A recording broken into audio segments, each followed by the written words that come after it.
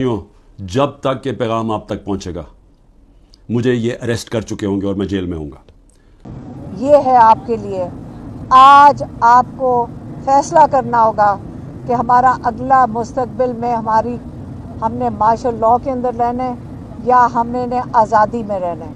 और 24 तारीख इमरान खान ने आज इस्लामाबाद के लिए कॉल दे दिया और यही उनकी जो पूरी स्टेटमेंट थी, ये मैंने आपके पास उनका पैगाम पहुंचा दिया। मेहरबानी। बिस्मिल्लाहिर्रहमानिर्रहीम, इय्याका नअबुदु व इय्याका नस्तईन। मेरे पाकिस्तानियों, जब तक ये पैगाम आप तक पहुंचेगा मुझे ये अरेस्ट कर चुके होंगे और मैं जेल में हूँगा। तो मेरी आपसे सिर्फ एक ही रिक्वेस्ट है, अपील है कि आपने घरों में चुप करके नहीं बैठना।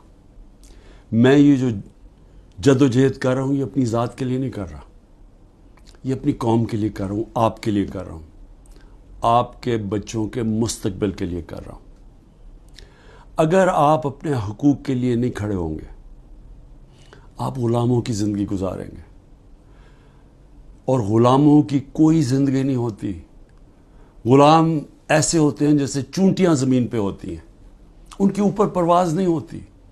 और ये बड़ी ख्वाब का नाम था पाकिस्तान, नारा था ला इलाहा इल्लल्लाह। पाकिस्तान का मतलब क्या कि हम कोई इंसान के सामने नहीं झुकते। ला इलाहा इल्लल्लाह इंसान की ग़ुलामी से हमें आज़ाद करता है।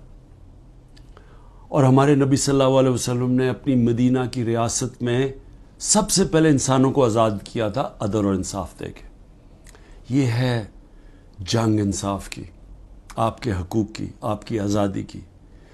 और कभी भी याद रखें, कोई आज़ादी प्लेट में रख के नहीं देता।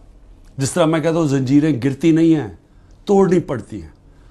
पुरअमन एहतजाज आपने करते रहना है जब तक कि आपको आपका हक नहीं मिलता।